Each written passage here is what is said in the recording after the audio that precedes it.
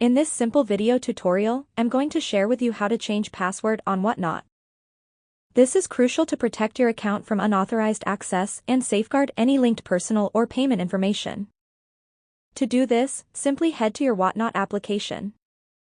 You want to tap onto Account on your bottom right. Now onto your profile page, head to Change Password.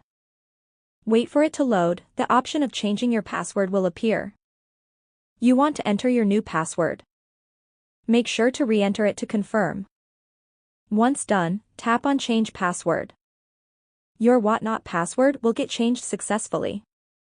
Regular updates strengthen account security, and if you notice any unusual activity, changing your password immediately can prevent further misuse and keep your account safe. Well, that's how easy it is to change your account password on Whatnot. If you have any questions, just let me know in the comments section down below. Please don't forget to leave a like, share and subscribe for more video tutorials like this one.